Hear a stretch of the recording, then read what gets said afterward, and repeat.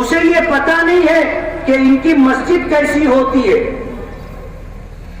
Training پر ایک صاحب آئے ہوئے تھے، جامع مسجد میں ملاقات کے لیے آئے، انہوں نے پولیس ڈپارٹمنٹ میں تھے، مجھ سے کہنے لگے مسجد میں ملاقات کے بعد کہ کیا میں مسجد دیکھ سکتا ہوں؟ میں نے کہا آپ ضرور دیکھ سکتے ہو۔ ان کو میں نے اپنی جامع مسجد سب بتایا، تو سب ہونے کے بعد وہ مجھ سے پوچھنے لگے کہ اکھاڑا کا آپ کو ہنسی آ رہی ہے، لیکن دوسری قوموں کو یہ باور کرایا گیا ہے، ان کے دل و دماغ میں یہ بات بٹھا دی گئی ہے کہ ان کی مسجدوں میں اکھاڑا ہوتا ہے، یہ مسجدوں میں آنے والوں کو لاٹھی چلانا، تلوار چلانا، نشانہ بازی اور فائرنگ کرنے کی ٹریننگ دیتے۔ یہ ہمارے ہندو بھائیوں کے دل و دماغ میں یہ بات بیٹھی ہوئی ہے۔ اس آفیسر نے مجھ سے یہ بات کہی کہ آج تک تو ہم یہ سمجھ رہے تھے اور ہمیں یہ بتایا اور سمجھایا گیا تھا کہ ان کی مسجدوں میں اکھاڑا ہوتا ہے، تو آپ جتنے لوگ آئے ہیں ہندو سماج کے ان کو اپنی مسجد بتاؤ۔ ان سے میں نے کہا کہ یہ تو میری جامع مسجد ہے، مالیگاؤں میں 300 سے زائد مسجدیں ہیں، آپ کسی بھی مسجد میں چلے جائیں آپ کو کہیں اکھاڑا نہیں ملے گا۔ کہنے لگے کہ اتنی اہم بات ہے اور اس طرح لوگوں کے دل و دماغ میں بھر دی گئی ہے کہ لوگ مسجد کو ایسے آ کے دیکھتے۔ ان کو یہ بتایا گیا کہ یہاں پر ٹریننگ دی جاتی ہے، جبکہ یہ جملہ آپ نے سنا تو آپ کو ہنسی آ رہی تھی۔ ہم اپنی مسجدوں میں اس طرح کی کوئی تعلیم نہیں دیتے، لیکن ہمارے ہندو بھائیوں کو پتہ نہیں ہے کہ مسجد کیا ہوتی ہے، یہ ہمارا قصور ہے۔ ہم انہیں اپنی مسجد کا تعارف کرائے، اپنے مذہب کا تعارف کرائے۔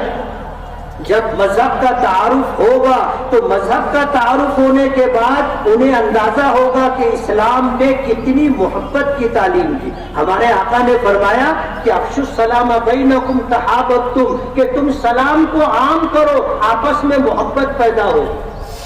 ہم اپنے مسلمان بھائی سے سلام کریں، اپنے ہندو بھائیوں سے آپس میں جو آمنا سامنا ہوتا ہے اس موقع پر ہم سر ہلا کر کے، مسکرا کر کے اور جو مختلف بول ہوتے ہیں وہ بول کر کے ان سے اپنی محبت کا رشتہ قائم کریں، نفرت ختم ہوگی۔ ایسے حضور نے فرمایا تہادو تحابو، آپس میں ہدیہ لیتے دیتے رہا کرو، محبت پیدا ہوگی۔ ہمارا مذہب محبت کا پیغام دیتا ہے، امن و شانتی کا پیغام دیتا ہے۔ آج اسلاموفوبیا ہے، یعنی پوری دنیا میں اسلام کو بدنام کرنے کے لیے کوشش یہ کی جاتی ہے کہ اسلام پر طرح طرح کے غلط الزامات لگائے۔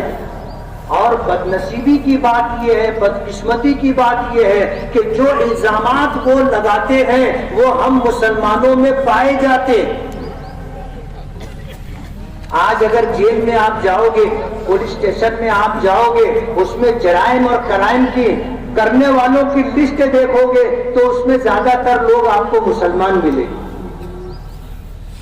چوری کرنے میں ہم ایک نمبر پر، لوٹ مار کرنے میں ہم ایک نمبر پر، جھگڑا کرنے میں ہم ایک نمبر پر، گالی گلوچ دینے میں ہم ایک نمبر پر، دھوکہ دینے میں ہم سب سے آگے۔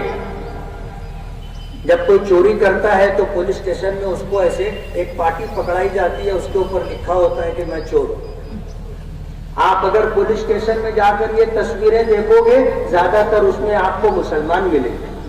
ہم نے اپنے اعمال اور افعال سے ان کو بتایا کہ واقعی تم جو بات اسلام کے بارے میں بولتے ہو وہ واقعی صحیح ہے۔ ہم نے اسلام کا اپنے اعمال و کردار سے غلط تعارف پیش کیا ہے۔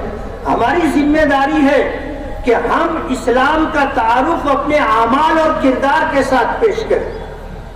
ہم یہ بتائیں کہ ایک مسلمان کیسا ہوتا ہے، کبھی زندگی میں شراب کو ہاتھ نہیں لگاتا، نشہ نہیں کرتا، بہن بیٹیوں پر غلط نگاہ نہیں ڈالتا، چوری نہیں کرتا، جھوٹ نہیں بولتا، جھگڑا نہیں کرتا، گالی گلوچ نہیں کرتا۔ یہ اسلام کی تعلیم ہے اور یہ ہر مسلمان پر ضروری ہے کہ اس طرح زندگی گزارے۔ اگر ہم اپنے اخلاق اور اپنے اچھے کردار کو، جو ہماری اسلامی تعلیمات ہے، مذہبی تعلیمات ہے، دھارمک تعلیمات ہے، اس کو اختیار کر کے زندگی گزارے، اسلام مشرق سے مغرب تک جائے گا۔ زمین سے آسمان تک جائے گا اور لوگ اس کو خوش دلی کے ساتھ قبول کریں گے۔ یہ صرف ہم مسلمانوں کے لیے نہیں ہے، یہ پوری دنیا کے انسانوں کے لیے ہے۔ ہمارا قصور یہ ہے کہ ہم نے ان کو بتایا نہیں، ان کو سمجھایا نہیں۔ اسلام میں وہ خوبی ہے اور وہ صفات ہیں کہ اگر اس کو دیکھا سمجھا جائے اور صحیح معنوں میں اسلامی اعمال کو، کردار کو اختیار کیا جائے تو دنیا میں وہی ماضی والی تاریخ دوہرائی جا سکتی ہے۔ ہم نے کبھی اسلام کو تلوار کے زور پر نہیں پھیلایا۔ آپ تاریخ اٹھا کر کے دیکھ لو، الزام ہے ہم پر کہ ہم نے اسلام کو تلوار کے زور سے پھیلایا، یہ الزام ہے۔ تاریخ اٹھا کر کے دیکھ لو کہ ہم نے کبھی اپنے دین کی تبلیغ طاقت کے بلبوتے پر نہیں کی، تلوار کے بلبوتے پر نہیں کی ہے۔ لیکن جب ہمیں مٹانے کی کوشش کی گئی اور جب ہماری جان پر بنائی اور جب ہمارے مذہب پر بنائی تو کوئی ہمارا مذہب ہی مٹا دینا چاہتا ہے، ختم کر دینا چاہتا ہے، تو اس کو بچانا، اپنی جان بچانا، اپنا مال بچانا، اپنی آبرو بچانا، یہ ہماری شریعت کا حکم ہے۔ ہم کبھی چڑھ کر کے نہیں جاتے۔ آپ ہماری تاریخ اٹھا کر کے دیکھ لو، جب ہم پر کوئی چڑھائی کرتا ہے تو ہماری شریعت اور دھرم کا حکم ہے کہ ہم اپنی جان، مال، عزت و آبرو، اپنے مساجد، خانقاہوں کی حفاظت کریں۔ ہم پہل نہیں کرتے، لیکن ظلم سہنے کی بھی ہم کو تاکید کی گئی ہے کہ ظلم برداشت مت کرو۔ اگر ظلم سہو گے تو ظالم کی ہمت بڑھے گی، اور آج وہ آپ کے گریبان تک ہاتھ لایا ہے، کل دوسروں کے گریبان تک جائے گا۔ آج آپ کے گھر تک آیا ہے، کل دوسروں کے گھر تک جائے گا۔ آج اس نے آپ کی عزت پر ہاتھ ڈالا ہے، کل دوسروں کی بہو بیٹیوں کی عزت پر ہاتھ ڈالے گا۔ ایک سیکولر جمہوری ملک ہے، یہاں کی حکومت غیر مذہبی حکومت ہے، یعنی مذہب کی حکمرانی نہیں ہے، ایک سیکولر دستور ہے، جس دستور نے ہر ہندوستانی کو اس بات کا پورا حق دیا ہے کہ وہ اپنے مذہب کے مطابق آزادی کے ساتھ زندگی گزار سکتا ہے۔ وہ اپنی عبادت کے لیے مسجد، مندر، گردوارہ، چرچ بنا سکتا ہے، وہ عبادت کے لیے آزاد ہے، اس پر کوئی پابندی نہیں۔ آپ کو کوئی نماز پڑھنے سے نہیں روک سکتا، آپ کو کوئی روزہ رکھنے سے نہیں روک سکتا، کسی ہندو بھائی کو مندر میں جانے سے کوئی نہیں روک سکتا، کسی کرسچن کو چرچ میں جانے سے، کسی سردار جی کو گردوارے میں جانے سے روکنے کا حق کسی کو نہیں ہے۔ ہم اپنے مذہب کی تعلیم کے لیے ادارے قائم کر سکتے ہیں، اپنے بچوں کو اپنے مذہب اور دھرم کی تعلیم دے سکتے ہیں، اور اس ملک میں ہر مذہب کے ماننے والوں کو اپنے مذہب کی تبلیغ اور پرچار کا ہمارے دستور اور سنویدھان نے پورا حق دیا ہے، پورا حق دیا ہے۔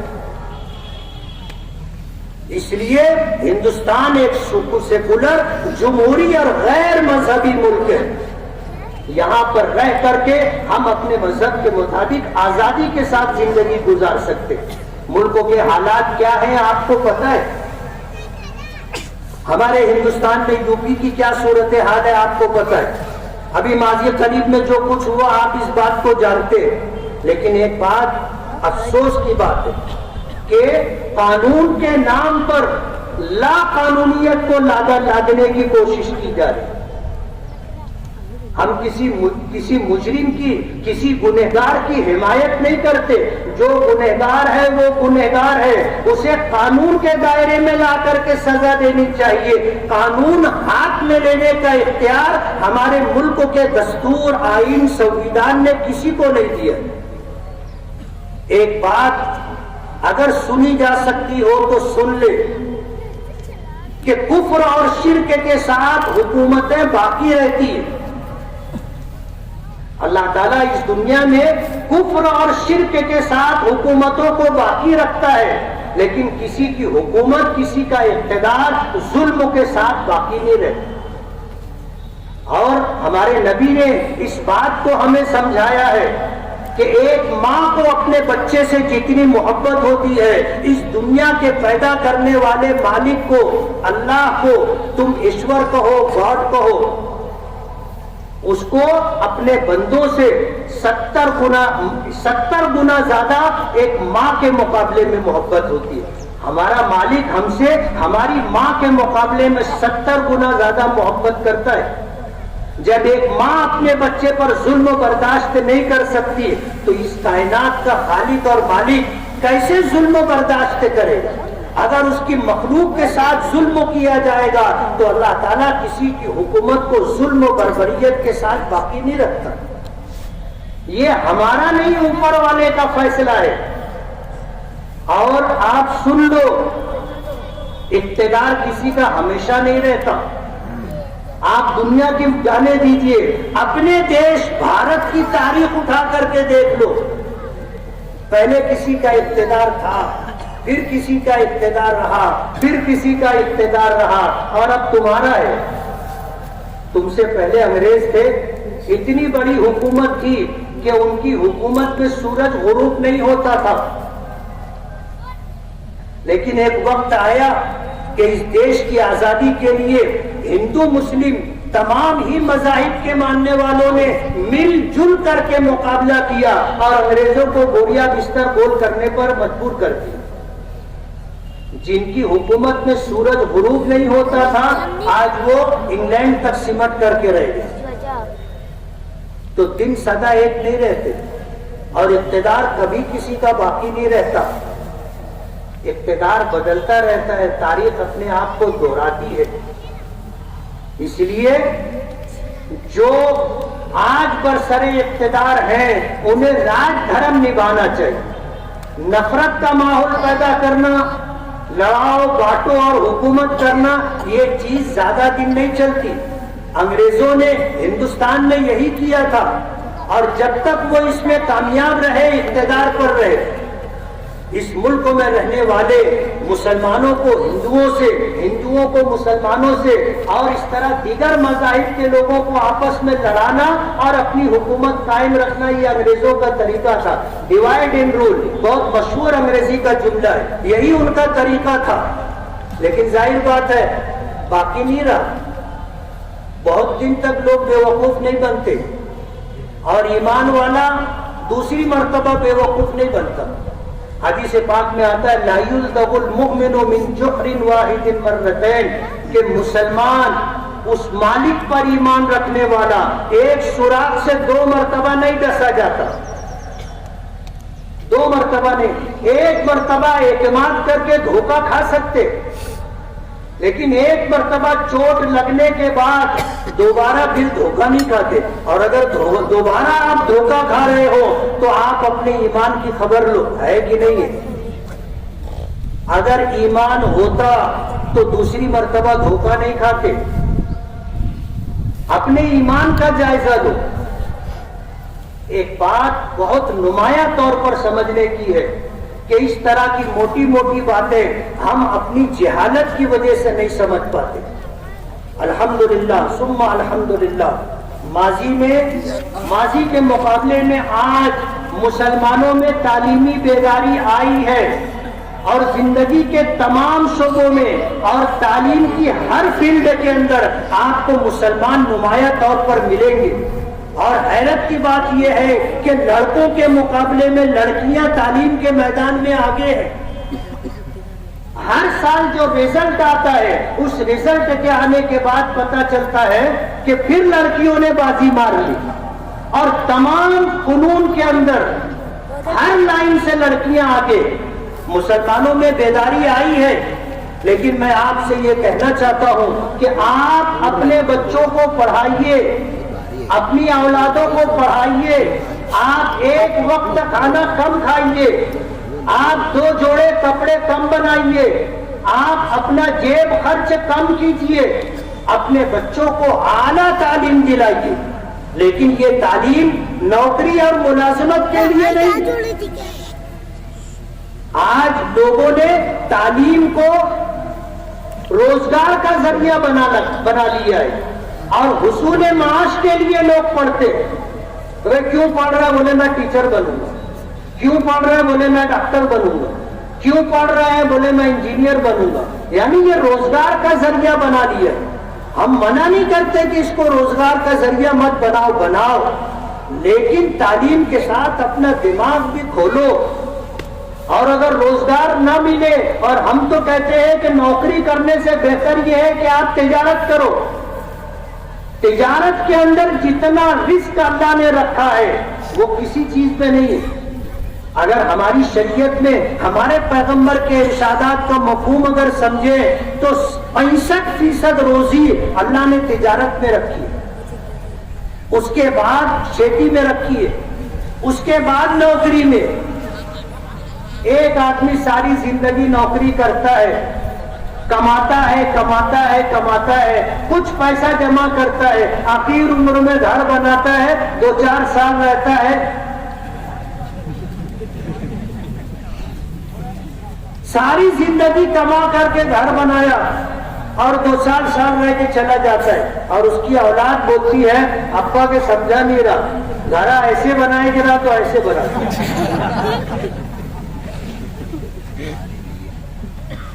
ساری زندگی کا حاصل ایک گھر۔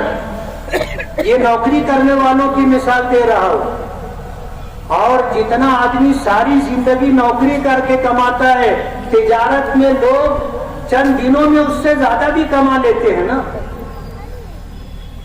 اس سے زیادہ نوازا جاتا ہے۔ نوکری کے چکر میں مت پڑو، ایسے بھی ہندوستان میں ہم کو نوکری نہیں ملتی، ایسے بھی نوکری نہیں ملتی۔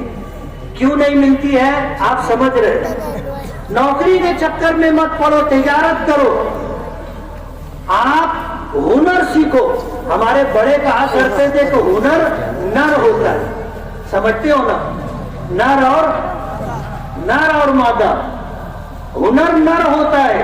آپ کے پاس ہنر ہے، آپ زندگی میں جہاں کہیں رہو گے اپنی روٹی روزی کا انتظام کر لو گے۔ آپ کے پاس ہنر رہنا چاہیے، اور ظاہر بات ہے یہ ساری چیزیں تعلیم سے ملتی ہیں۔ آپ تعلیم کی فیلڈ میں آ کر کے اپنے بچوں کو اعلیٰ سے اعلیٰ تعلیم دلاؤ۔ تعلیم لوگوں میں شعور پیدا کرتی ہے، تعلیم لوگوں میں بیداری اور احساس پیدا کرتی ہے، انہیں اس بات کا پتہ ہوتا ہے کہ اس موقع پر ہمیں کیا کرنا چاہیے۔ آج ملکوں کے حالات کدھر جا رہے ہیں؟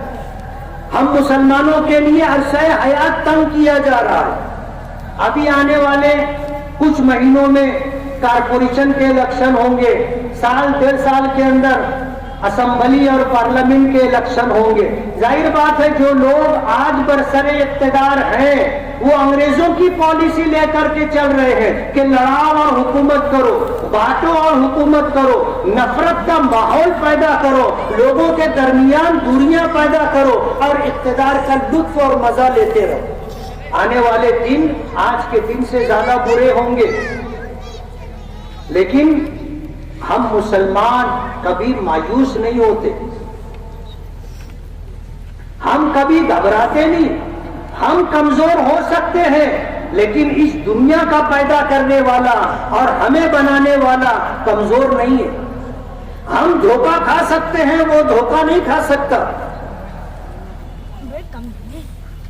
ہم کمزور ہونے کی وجہ سے ظلم و بربریت کا شکار ہو سکتے ہیں لیکن وہ ظلم کو باقی نہیں رکھتا۔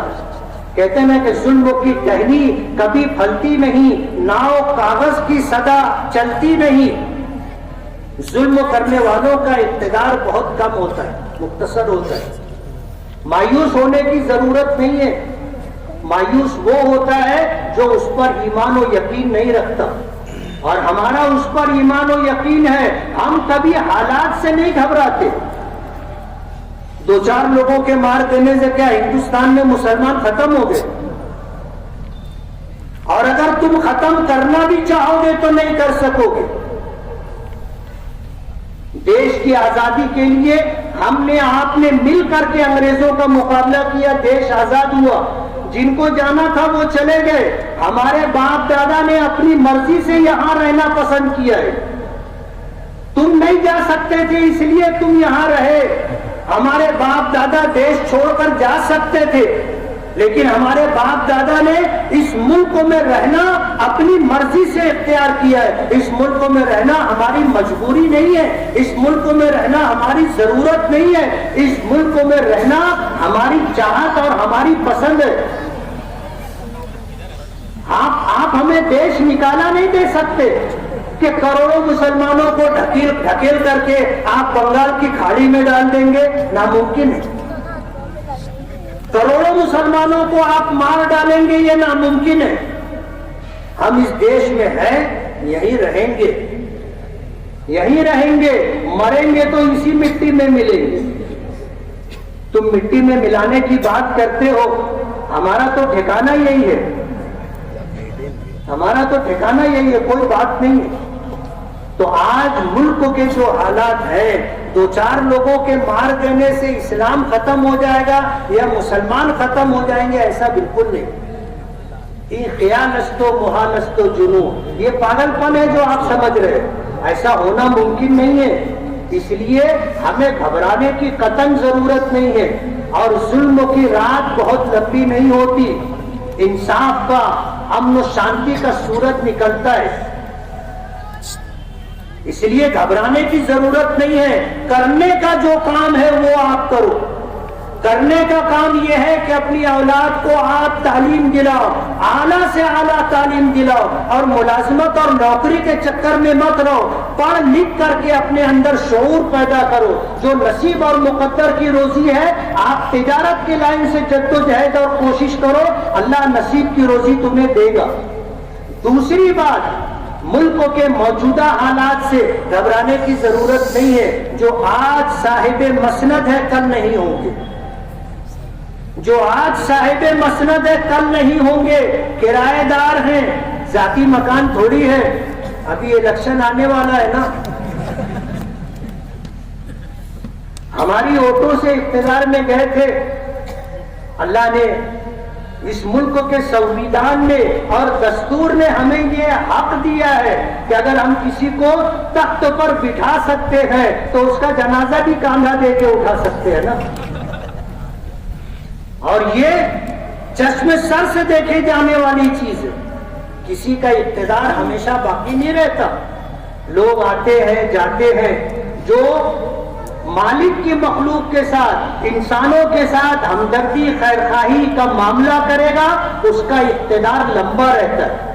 اور جو اس کی مخلوق کے اوپر ظلم کرتا ہے, اس کا اقتدار لمبا نہیں رہتا, لمبا نہیں رہتا. الیس الصبح بقریب, جب سورج ڈوبتا ہے تو پوری دنیا پہ اندھیرا چھا جاتا ہے. اللہ پاک فرماتے ہیں کہ کیا صبح قریب نہیں ہے؟ الیس الصبح بقریب, رات بھی ختم ہوگی, سورج بھی طلوع ہوگا. کوئی روک سکتا ہے؟ دنیا کی کوئی طاقت ہے جو سورج کو طلوع ہے؟ اس دنیا میں اوپر کا بنایا ہوا, اوپر والے کا بنایا ہوا دستور ہے. اگر سورج ڈوبا ہے تو سورج نکلے گا بھی. کبھی ہم تھے, کبھی کوئی اور تھا, آج تم ہو. تاریخ اپنے آپ کو دہراتی ہے, اور آدمی جہاں سے چلتا ہے گھوم کر کے وہاں آتا ہے. اس لیے آج سماج اور معاشرے کے اندر بیداری پیدا کرنے کی ضرورت ہے. ہمت سے کام لے. روزہ ہم سے اسی لیے رکھوایا جاتا ہے کہ اگر ہمارے مزاج کے خلاف حالات پیش آئیں تو ہم برداشت کریں, صبر کریں. روزہ ہم سے اس لیے رکھوایا گیا کہ ہمارے اندر تقوی پیدا ہو. تقوی کا مطلب یہ ہے کہ ہم اوپر والے کے احکامات کو مان کر کے زندگی گزاریں, اس سے ڈر کر کے زندگی گزارے, من مانی زندگی نہ گزارے کہ ہم جو چاہیں وہ کریں. نہیں, ہمارا مذہب اور دھرم ہے, اس نے ہمیں زندگی گزارنے کا جو طریقہ اور سلیقہ, جو راستہ ہمیں بتایا ہے, اس راستے پر ہم کو چلنا ہے. اگر ہم صحیح راستے پر آ گئے, ہمارا راستہ کوئی کاٹ نہیں سکتا. ہم صحیح راستے پر آ گئے, ہم منزل تک پہنچیں گے, ہمارا راستہ کوئی روک نہیں سکتا. آج دکھ کی بات یہ ہے کہ ہم نے صراط مستقیم کو چھوڑ دیا ہے. زمانہ مانگ رہا ہے دعا ترقی کی, زمانہ مانگ رہا ہے دعا ترقی کی, مگر تجھے تیرا عہد کہن ہی راس آئے. آج ہم پورے بھارت کی بات کر رہے تھے, میں اپنے شہر کی بات کروں گا. 12 نومبر کے معاملے میں اور رام نومی کے موقع پر پولیس کا کردار کیا رہا ہے پورے شہر کو سمجھ رہا ہے. سب دیکھ رہے ہیں کہ 12 نومبر کے معاملے میں کون تھا, آپ نے ان کے ساتھ کیا کیا. رام نومی کے معاملے میں کون تھا, آپ نے ان کے ساتھ کیا کیا. میں آپ کو بتانا چاہتا ہوں کہ ظلم ظلم ہوتا ہے, ناانصافی ناانصافی ہوتی ہے. اگر آپ نے انصاف نہیں کیا آپ کو بھگتنا ہے, آپ کو بھگتنا ہے. اگر آپ نے اپنی وردی کے ساتھ, آپ نے ملک کے سنویدھان و دستور کے ساتھ اگر انصاف نہیں کیا ہے, آپ ظلم کا راستہ اختیار کر رہے ہیں, ناانصافی کا راستہ اختیار کر رہے ہیں, تو زمانہ آپ کو معاف نہیں کرے گا. آپ کو سزا ملنی ہے. ضروری نہیں ہے کہ ہم آ کر کے سزا دیں, ایسا ضروری نہیں ہے.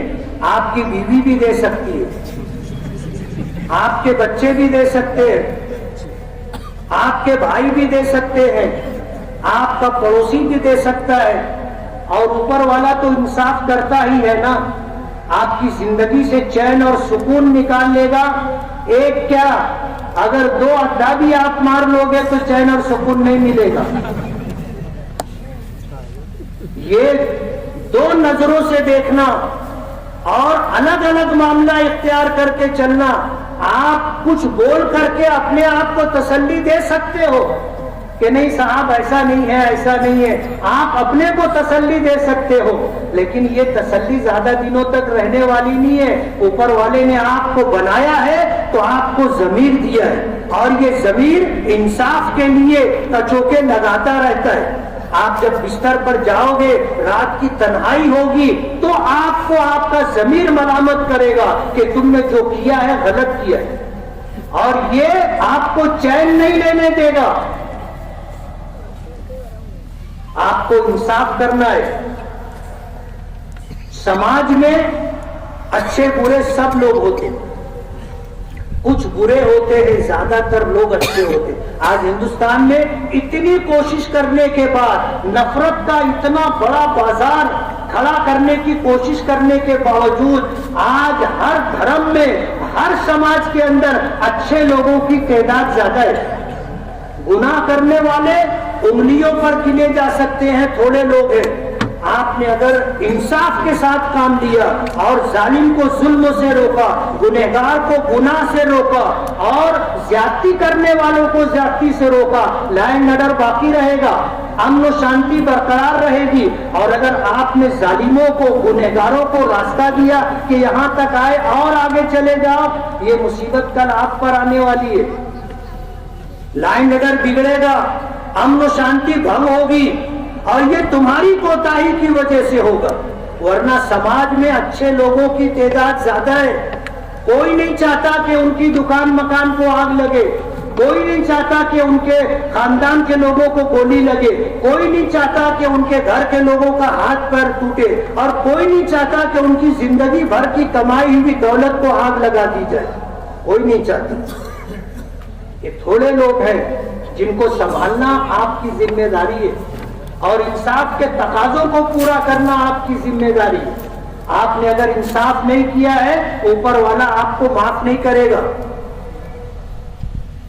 اور سزا دینے کے لیے کسی کا آنا ضروری نہیں ہے. زندگی کا چین اور سکون وہ دیتا ہے, اور جس دن اس نے نظر ہتھیڑ لی, چین اور سکون آپ کا ختم ہو جائے گا. پھر دولت رہے گی, آپ کو نیند نہیں آئے گی. فارم کے موٹے گدے رہیں گے, آپ کو نیند نہیں آئے گی. آپ کے روم میں اے سی چل رہا ہوگا, آپ کو نیند نہیں آئے گی. ہلکی موسیقی کی آواز آ رہی ہوگی اور آپ کو نیند نہیں آئے گی. لیکن انصاف کرنے والا دھوپ میں مٹی کے اوپر ہاتھ کو تکیا بنا کر سر رکھتا ہے, اس کو چین سکون کی نیند آتی. اس لیے آپ انصاف کے تقاضوں کو پورا کریں. ہم نہیں چاہتے کہ ہمارے شہر کا امن و امان برباد ہو. ہم نہیں چاہتے کہ غلط طریقے سے ہم آپ کے اوپر دبدبہ قائم کریں. ہم نہیں چاہتے. اور دبدبہ قائم کرنے کے لیے بھی اپنی اس تحریک کے لیے انصاف ضروری ہے، ایمانداری ضروری ہے۔ آپ دیوار کے پیچھے بات چیت کر کے آ کر کے کچھ تحریک چلانا چاہیں گے اور چاہیں گے کہ دبدبہ قائم ہو جائے، ایسے دبدبہ قائم نہیں ہوتا۔ اپنے کاموں کے ساتھ ایمانداری ضروری ہے۔ آج اس وقت ہمیں اپنا راستہ بدلنے کی ضرورت ہے۔ مجھے ایک عنوان دیا گیا کہ آج ہمارے شہر میں شادی شدہ مرد اور عورتیں بے راہ روی کا شکار۔ ایک عورت کے لیے اس کا شوہر موجود ہے، دوسرے مرد سے جو ہے تعلق قائم کرتی ہے۔ ایک مرد ہے، اس کے پاس جائز طریقے سے بیوی موجود ہے، وہ پرائی عورتوں سے تعلق قائم کرتا ہے۔ آپ کان کھول کر کے سن لو کہ زنا زندگی کو کم کرتا ہے، زنا عمر کی برکت کو ختم کر دیتا ہے، اور زنا قرض ہے۔ آج آپ نے لیا ہے، آپ کو چکانا پڑے گا۔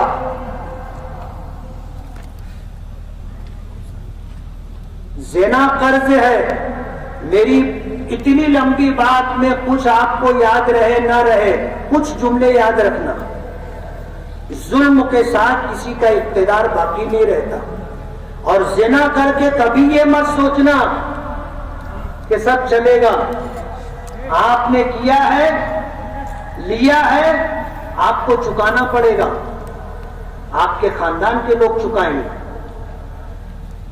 زنا سے زندگی کی برکت ختم ہو جاتی ہے۔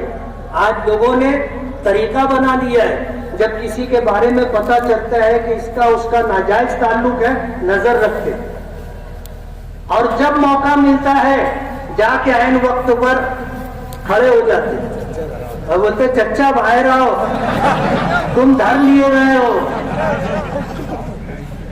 چچا باہر آؤ۔ رنگے ہاتھ پکڑتے ہیں اور پکڑنے کے بعد توڑی کرتے ہیں۔ کیا کرتے ہیں؟ توڑی کرتے ہیں۔ کچھ لوگوں نے توڑی بازی کو اپنا وتیرہ بنا لیا ہے، انتظار میں رہتے ہیں کہ کچھ ہو تو میں کچھ کروں۔ توڑی بازی۔ آپ ایسا کام ہی کیوں کرتے کہ کسی کی توڑی بازی کا شکار ہو جائے؟ غلط راستے پر جانے کا انجام غلط ہی ہوتا ہے۔ آج اس ملک میں ہم ہیں اور رہیں گے اور صبح قیامت تک رہیں گے۔ جو لوگ برسر اقتدار ہیں، جو یہ نعرہ دیتے ہیں سب کا ساتھ سب کا وکاس، ہندوستان میں مسلمان دوسری سب سے بڑی اکثریت ہے۔ آپ اس کو سائڈ لائن کر کے آپ یہ چاہو گے دیش ترقی کر لے، دیش کبھی ترقی نہیں کرے گا۔ آپ کو اگر ہندوستان کو، بھارت کو اگر ترقی کی راہ پر لے کر جانا ہے اور ترقی کی منزل تک جانا ہے تو آپ کو ہمیں ساتھ میں لینا پڑے گا۔ مسلمانوں کو ساتھ میں لے کر کے چلو گے تو دیش ترقی کرے گا، ورنہ دیش اتنی بڑی اکثریت کو نظر انداز اور سائڈ لائن کر کے آپ اگر یہ چاہو گے کہ دیش ترقی کر لے، ایسا کبھی بھی نہیں۔ آج اس وقت عید الفطر کا موقع ہے، ہم ایک پیغام دینے کے لیے کھڑے ہوئے، اور یہی پیغام ہے کہ ظلم کے ساتھ کسی کا اقتدار باقی نہیں رہتا۔ ہم نے مہینے بھر روزے رکھے ہیں تاکہ ہمارے اندر صبر پیدا ہو، برداشت کی طاقت پیدا ہو، لیکن ظلم کرنے والے یہ سمجھ لے کہ ظلم کی رات بہت لمبی نہیں ہوتی، انصاف کا سورج طلوع ہوتا ہے۔ اپنے بچوں کو اعلیٰ سے اعلیٰ تعلیم دلاؤ، ایک وقت کھانا کم کھاؤ، 2 جوڑے کپڑے کم سلواؤ، جیب خرچ کم کرو، لیکن اپنے بچوں کو اعلیٰ تعلیم دلاؤ۔ اور یہ تعلیم کوئی ملازمت اور روزگار کے لیے نہیں، نصیب میں ہوگا ملازمت اور روزگار بھی ملے گا، لیکن ہماری نیت اور مقصد یہ ہونا چاہیے کہ ہم اپنے بچوں کو، اپنی اولاد کو پڑھا لکھا کر کے ہم ان کو باشعور بنائیں، ایک اچھا ہندوستانی شہری بنائیں، اور تجارت کی راہ اختیار کریں تاکہ ہم جو ہے ترقی کی راہ، ہمارے پاس 2 پیسے ہوں گے، ہم 2-4 لوگوں کے آنسو پوچھ سکیں گے۔ اگر ہمارے پاس نہیں ہے تو کوئی ہمارا آنسو پوچھنے کے لیے کھڑا نہیں ہوگا۔ اچھے دنوں کے سب ساتھی ہوتے ہیں، مصیبت اور پریشانی کے دنوں میں کوئی ساتھ نہیں دیتا۔ فضول خرچی سے اپنے آپ کو بچاؤ.